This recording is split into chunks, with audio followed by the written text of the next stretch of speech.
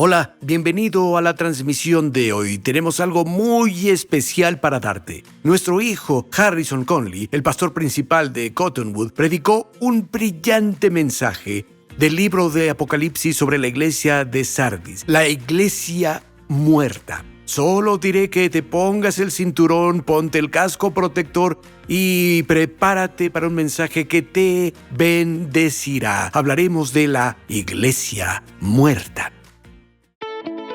Hola, soy Bayless Conley.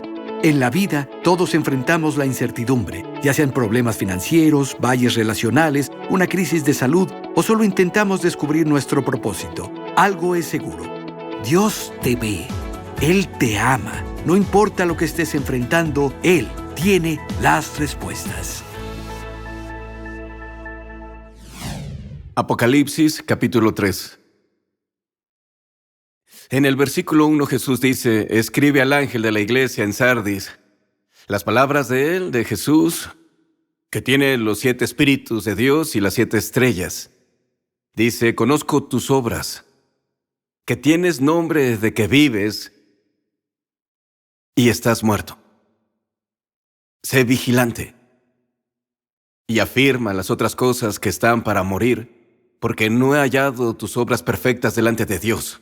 Acuérdate, pues, de lo que has recibido y oído, y guárdalo. Otra versión dice, aférrate a ello, y arrepiéntete. Pues si no velas, vendré como ladrón, y no sabrás a qué hora vendré sobre ti. Piensa en lo que Jesús dijo, vendré sobre ti. El apóstol Pablo dijo, si Dios es contigo, nadie podrá contra ti. Pero la pregunta ahora es, ¿qué haces cuando Dios está en tu contra? Es un predicamento, ¿no? Y es el predicamento en el que muchos en Sardis se encuentran. Pero leemos que hay algunos que han mantenido su fe, fuego y celo por el Señor. ¿Seguimos? Jesús dice, pero tienes pocas personas en Sardis que no han manchado sus vestiduras y andarán conmigo en vestiduras blancas porque son dignas. El que venciere será vestido de vestiduras blancas y no borraré su nombre del libro de la vida. Y confesaré su nombre delante de mi Padre y sus ángeles. El que tiene oído, oiga lo que el Espíritu dice a las iglesias. Es un pasaje profundo. Si tienen sus Biblias, manténganlas abiertas ahí. Vamos a anclarnos y referirnos a algunos de estos versículos en los próximos minutos, pero comenzaré dando un contexto histórico de la ciudad de Sardis y profundizaremos en la iglesia allí. La ciudad de Sardis era la más importante de toda Asia Menor. Geográficamente estaba 80 kilómetros al este de Esmirna, que es una de las iglesias que vimos hace unas semanas, la iglesia perseguida. Y geográficamente está ubicada a unos 50 kilómetros al sureste de Tiatira, la iglesia de la que hablábamos la vez pasada. De hecho, las 7 iglesias a las que Jesús escribe aquí en Apocalipsis 2 y 3 forman una línea geográfica. Todas estaban construidas a lo largo de la misma ruta postal y comercial. La ciudad de Sardis era la joya de la corona de todas estas ciudades. Realmente, por un tiempo, fue la ciudad más rica de todo el mundo antiguo. Obtuvo sus riquezas gracias a la extensa minería de oro y plata, y el dinero, los recursos y las finanzas llegaron rápido y fue fácil para el pueblo de Sardis. La historia nos cuenta que las primeras monedas acuñadas y selladas en toda Asia Menor vienen de la ciudad de Sardis. Quiero que vean esto, era una ciudad rica, era una ciudad importante y prestigiosa, y las personas allí eran increíblemente acomodadas. Además, la ciudad era enorme, tenía estos muros insuperables y estaba construida sobre acantilados de roca de 500 metros. La idea dominante de entonces era que la ciudad era tan fácilmente defendible que nadie podría jamás capturarla. Tomen nota mental de eso. Volveremos a eso en solo un momento. Dentro de la ciudad había este enorme templo que fue construido para la diosa pagana Sibila. Era la diosa de la naturaleza, los animales y la fertilidad. En el mundo antiguo, cada vez que se adoraba a un dios o diosa pagano de la fertilidad, siempre incluía actos de inmoralidad sexual. Todo esto estaba pasando en la ciudad. Sardis era un lugar de lujo y búsqueda de placer, era un lugar de riqueza y vida relajada. Si lo llevamos al contexto moderno, sería algo parecido a la Franja de Las Vegas. Lo que pasa en Las Vegas se queda en Las Vegas, todo se vale, haz lo que quieras, nada estaba prohibido. Así era Sardis, y con todo esto, Sardis era una ciudad con reputación de ser muy complacientes y vanidosos. Y ese era el ambiente en el que la iglesia vivió y funcionó.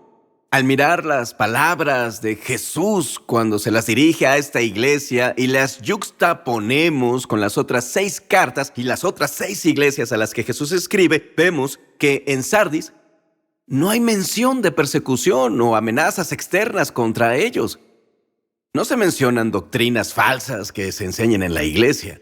No vemos ninguna mención de que haya extrema pobreza o carencia dentro de la congregación. Al menos a nivel superficial, todo parece estar perfectamente en orden. Todo parece ser como debería ser. Jesús incluso dice, oye iglesia, tienes un nombre, tienes una reputación que te precede. Desde afuera la gente habría visto la iglesia en Sardis y pensado, esta es una iglesia floreciente, esta iglesia lo tiene controlado, tiene celebridades en los bancos y celebridades en el púlpito.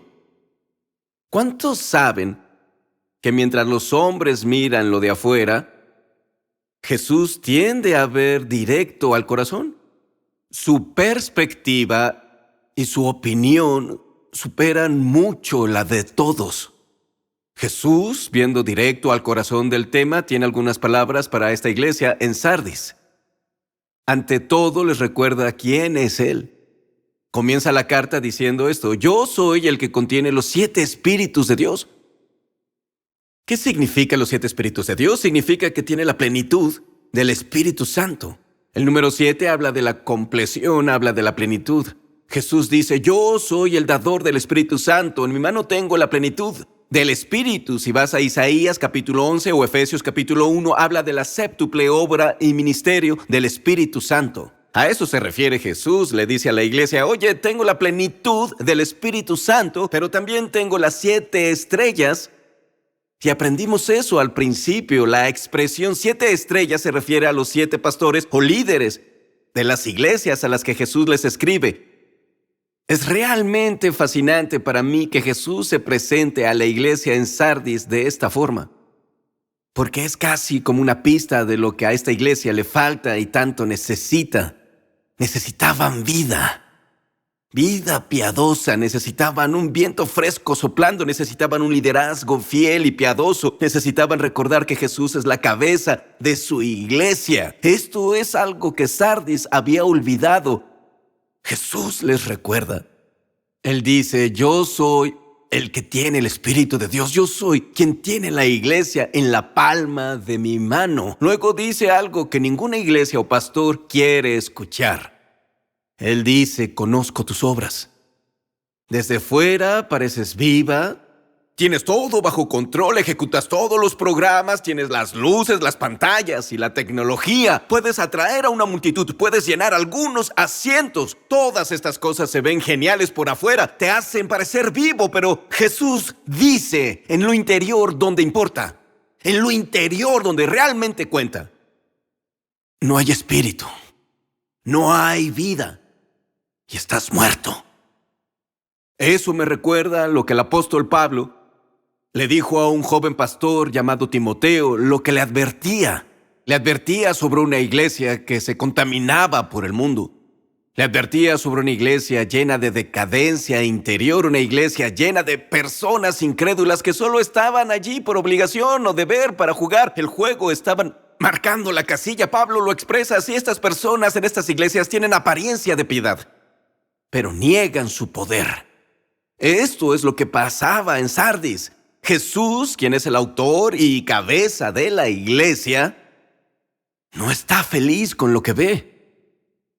Esta mañana, antes de profundizar más, debo preguntarnos, ¿alguna parte de la iglesia de Sardis te recuerda a ti? ¿O te recuerda tu condición actual? Quizá en algún momento fuiste ferviente por las cosas de Dios, estabas atado a su obra y a su palabra, pero ahora te miras y te encuentras a la deriva. Eres complaciente, desmotivado y apagado. Tal vez vengas a la iglesia de vez en cuando en domingo, pero si eres sincero, Jesús es lo más alejado de tu mente cuando se trata de lunes a sábado. Tal vez la presencia del Espíritu Santo con la que solías estar tan familiarizado se volvió una cosa del pasado, casi como un amigo que hace mucho no ves. Si soy sincero, estas son cosas con las que lucho en mi vida. Más allá de eso, como pastor, vi este mensaje y dije, vaya, la iglesia de Sardis tiene alguna similitud con la iglesia que Dios ha confiado a mi cuidado. Sinceramente, eso no es fácil de ver en el espejo. Jesús no está contento con Sardis. Pero yo amo a Jesús, porque en lugar de descartarla, que por cierto, Él tiene derecho de hacerlo, en lugar de decir terminé contigo, en su bondad Él les ayuda a recuperarse. Les da instrucciones al hacerlo. Él nos da instrucción también. Dice 5 cosas. Nos da 5 instrucciones que debemos atender y aplicar si queremos ser la iglesia que Jesús desea y anhela. Aquí está la primera, una advertencia. Pasaré la mayoría del tiempo aquí en la primera y luego repasaré rápido las 4 restantes. Aquí está la primera instrucción. Jesús nos dice y le dice a la iglesia, sé vigilante. Las 2 primeras palabras del versículo número 2. Sé vigilante. Este es un llamado a despertar a nuestra condición. Piensa en ese viejo dicho, ¿cómo se hierve una rana? Por cierto, no creo que sea bueno hervir ranas. ¿Cómo se hierve una rana? ¿Sí? No puedes tomar una rana y echarla en el agua hirviendo, o sabrá que está en peligro y saltará. Si quieres hervir una rana, y de nuevo quiero enfatizar, no creo que sea una buena idea, si quieres hervir una rana, tienes que ponerla en agua fría en la estufa porque es de sangre fría. Y subes el fuego, poco a poco calientas esa agua, esa rana, igualaremos la temperatura de su cuerpo con la temperatura del agua. Antes de que se dé cuenta, estará hirviendo y ni siquiera sabrá que está en peligro hasta que sea muy tarde. Tomemos esa imagen y apliquémosla a nuestras vidas. ¿Estamos vigilantes a nuestra condición? ¿Estamos en peligro? ¿Y ni siquiera lo sabemos? Es buena práctica hacer un inventario personal de nuestras vidas, un inventario de la iglesia, vernos en el espejo y enfrentarnos con la verdad de dónde estamos. No dónde creemos que estamos, no donde otras personas nos dicen que estamos, sino donde realmente estamos. Debemos sentir y entender que nuestro servicio al Rey se ha vuelto aburrido y sin vida, y afrontar sinceramente nuestros errores y fracasos. Necesitamos reconocer el hecho de que desobedecemos a nuestro Rey. Necesitamos reconocer dónde nos hemos comprometido y sido complacientes. Necesitamos despertar a nuestra verdadera condición ante Dios. Jesús dice, despierta, despierta. Me parece fascinante que de las 7 iglesias, Jesús le diga eso a esta iglesia. ¿Recuerdan que dije que la ciudad de Sardis era conocida por su actitud de arrogancia, vanidad y complacencia? Cuando escucho a Jesús decir, sé vigilante, me pregunto si tal vez esa mentalidad en la ciudad había permeado y llegado a la iglesia.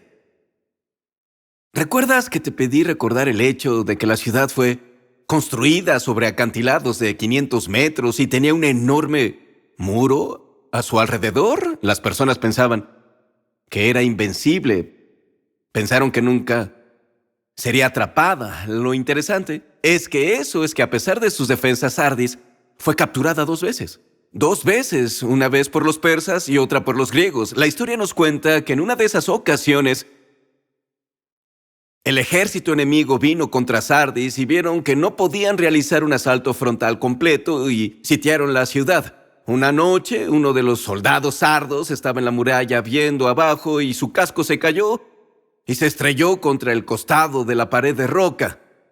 Ese soldado, para no tener problemas por perder su equipo, bajó de su puesto y fue a la base del muro y salió por una puerta secreta en la pared y tomó un sendero oculto. Bajó por la pared rocosa, tomó su casco, se lo puso y volvió a subir por ese sendero a través de la puerta secreta en la pared y de vuelta a su puesto. Pero lo que no sabía era que el ejército enemigo lo vigilaba. Más tarde esa noche, una fuerza de soldados enemigos llegó por el mismo sendero oculto, subieron por la misma pared oculta en la pared, o la puerta oculta en la pared. Lo encontraron completamente desprevenido. Los soldados sardos dormían en su puesto. Los guardias que debían estar de guardia tenían tanta confianza en la reputación de la ciudad y sus defensas naturales que se volvieron complacientes y no sintieron que debían vigilar constantemente lo que había quedado a su cuidado y a su cargo. Su complacencia fue la ruina de la ciudad. La historia nos dice que Sardis nunca recuperaría la independencia.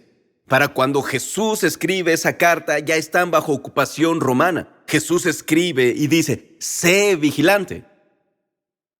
Cuando la iglesia oyó esto, inmediatamente pensaron en la historia de su ciudad, en cómo el letargo y la falta de cuidado los llevaron a su destrucción. Como pastores, como líderes e incluso como creyentes, debemos prestar atención a la instrucción de Jesús de despertar y tomarnos en serio el fortalecimiento de lo que queda. Esa es la segunda instrucción que nos da Jesús. Es lo segundo que dice, daré rápido estos últimos 4. Pero lo que me encanta de las siguientes cosas que Jesús dice es que se complementan.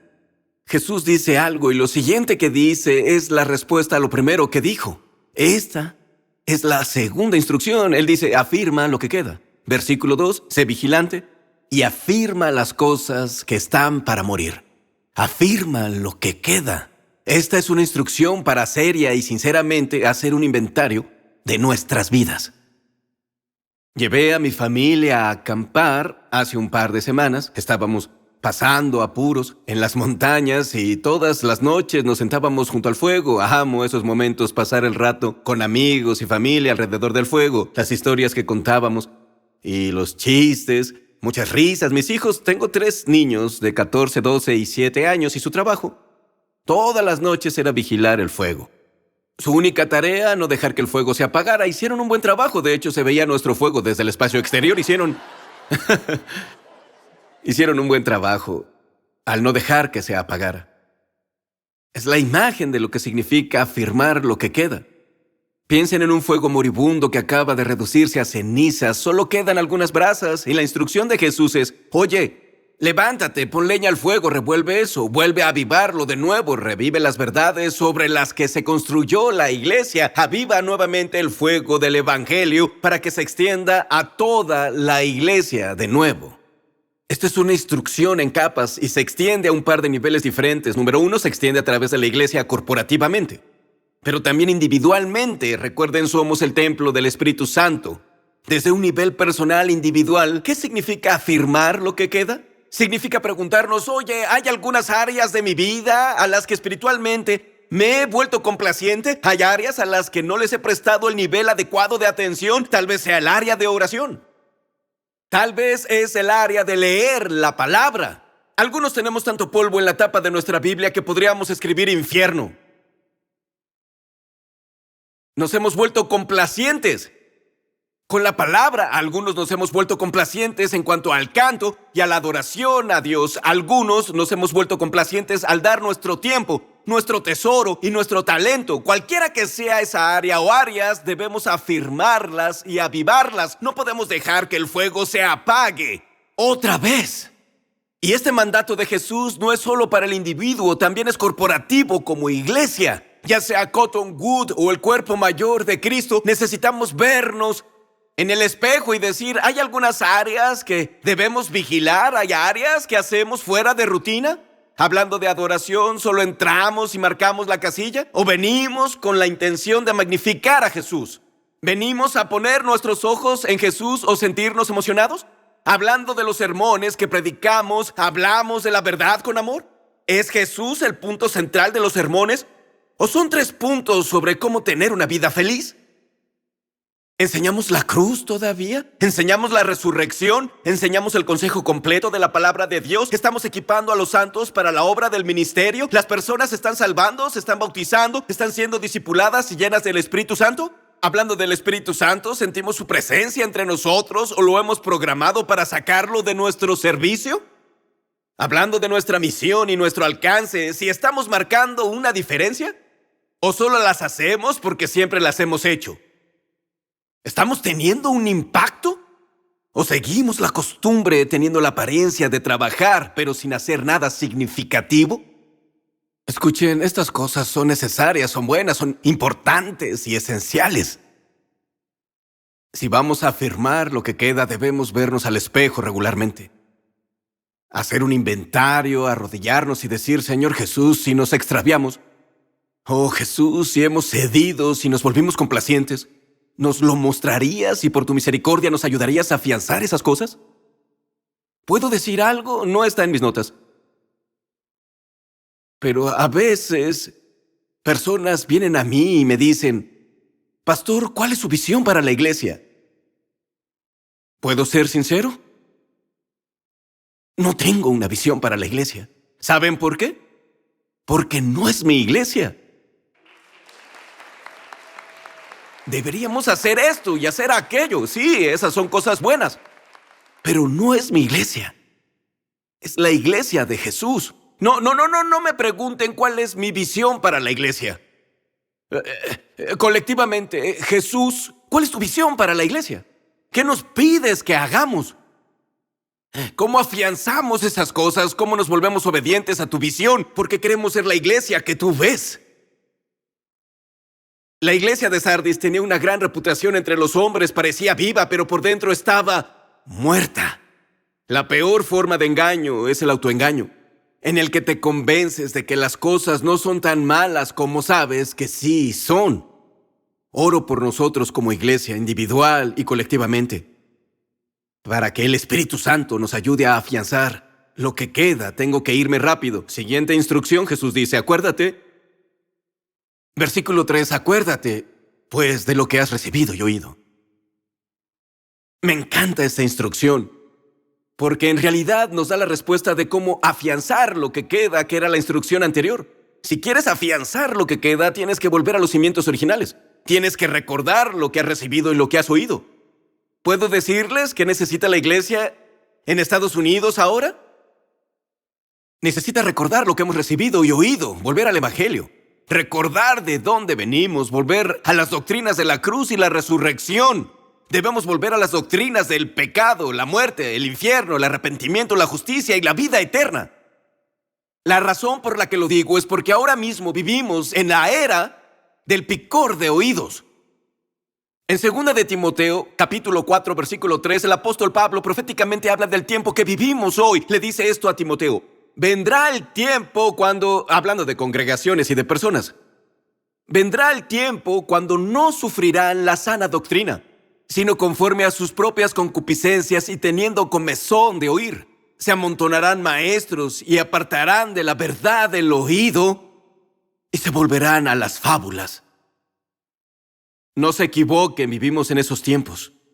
¿Cuál es el remedio para la picazón de oídos? ¿Cuál es el remedio para los tiempos que vivimos? Pablo da la respuesta en el mismo capítulo. De hecho, la respuesta que da es la misma que da Jesús en Apocalipsis 3. Pablo le dice esto a Timoteo. ¿Quieres solucionar la picazón en los oídos? Predica la palabra. Jesús en Apocalipsis 3 lo dice así. Acuérdate de lo que has recibido y has oído. ¿Puedo decir algo que tal vez hace a algunos nos sintamos incómodos esta mañana, intranquilos? Escuchen, la palabra de Dios, cuando se predica en verdad, se supone que debe hacernos sentir incómodos. Debe sacarnos de nuestro letargo, debe desafiar nuestra visión del mundo. La palabra de Dios debe convencernos, reprendernos, desafiarnos, enseñarnos y exhortarnos. Por mucho tiempo, como pastores y líderes, en lugar de enfrentar la picazón en los oídos, los toleramos y buscamos popularidad en el púlpito. Dios nos perdone, Dios me perdone por el papel que he tenido en eso. Mientras vemos el rápido declive de la moralidad de la sociedad que nos rodea y vemos que el inminente regreso de Jesús se acerca, tal vez, solo tal vez, sea hora de que los pastores comiencen a ser impopulares de nuevo. Si queremos ver avivamiento en nuestras iglesias, debemos predicar la palabra. Si queremos ver un avivamiento en nuestra vida personal, debemos recordar lo que hemos oído y recibido. No solo recordar, tenemos que aferrarnos y guardarlo y arrepentirnos. Esas son las dos últimas instrucciones. Jesús dice, guárdalo o aférrate a ello. y arrepiéntete. Versículo 3, acuérdate pues de lo que has recibido, guárdalo, aférrate a ello y arrepiéntete. Guardar o aferrarte significa cuidarlo con tu vida. En este caso, Jesús está hablando de la verdad del Evangelio. Él dijo, acuérdate de lo que has recibido y cuídalo. Cuídalo con tu vida. Insinúa que hay un enemigo que intenta quitárnoslo. ¿No es esa la verdad? El enemigo de nuestras almas está dispuesto a robar la verdad de nuestros corazones. Piensen en la parábola del sembrador. El sembrador sale y siembra semillas, y el enemigo, ¿qué hace? Inmediatamente viene y trata de tomar esa semilla, intenta ahogarla, intenta robársela, porque él sabe que si la palabra de Dios, las semillas de la palabra de Dios pueden encontrar tierra en nuestros corazones, tierra rica. Si esa semilla echa raíces en nuestro corazón, el enemigo sabe que podremos pelear eficazmente contra él. Él sabe que seremos cada vez más como Cristo. Él quiere robarla. Jesús, su instrucción es esta: aférrate a la verdad, aférrate a la confesión de tu fe. Unos siglos más tarde, esta expresión, aferrarse, sería adoptada por los militares, particularmente la armada. Lo dicen en tiempos de batalla o lo dicen en tiempos de tormenta. Cuando esa instrucción se da, significaba que cada soldado debía tomar una mano y asegurarla al barco, asegurarla a algo que no se vaya a mover. Luego, con la otra mano libre, la extendían para ayudar a quienes los rodeaban. Me encanta esa imagen porque es la misma del cristianismo. Mientras estemos en el mundo, habrá problemas, habrá ataques y habrá tormentas. Con una mano debemos aferrarnos a Cristo y a las confesiones de nuestra fe. Que Jesús murió por nuestros pecados según las Escrituras y que fue sepultado al tercer día. Dios Padre, mediante el poder del Espíritu Santo, lo resucitó. Necesitamos aferrarnos a la confesión de que hay un Dios que existe eternamente en tres personas, Padre, Hijo y Espíritu. Necesitamos aferrarnos a la autoridad y a la inerrancia de las Escrituras de que el cielo y la tierra pasarán, pero la palabra de Dios nunca pasará. Necesitamos aferrarnos a la doctrina de la justificación por la fe y la santificación por la palabra y el Espíritu. Con una mano debemos aferrarnos a estas confesiones y proteger estas verdades con nuestras vidas, y con la otra mano debemos extenderla y llevar a Jesús vivo a un mundo moribundo alrededor. Sí, la iglesia es un bastión de la verdad. Pero, amigo, también somos una estación de salvación. Un chico dijo: quiero poner una misión de rescate justo afuera de la entrada al infierno. Queremos evitar que la gente vaya ahí. Necesitamos traer a un Jesús vivo a un mundo moribundo. El plan de Dios nunca fue que la iglesia solo se alimentara de su palabra y se escondiera y dijera: Jesús, ven pronto, sálvanos de este mundo malvado. Sí, queremos que Jesús venga pronto, y sí, necesitamos valorar la palabra de Dios y establecernos en la verdad, pero también necesitamos ser una iglesia que se extienda y evangelice. Oswald Chambers dijo: la iglesia que no evangeliza se fosilizará. Tal vez hay personas en tu vida ahora, algunos familiares, amigos o colegas que no conocen a Cristo. Te desafío, acércate a ellos y comparte el evangelio y ve lo que Dios hace. Para más información e inspiración, visita bailesconley.com.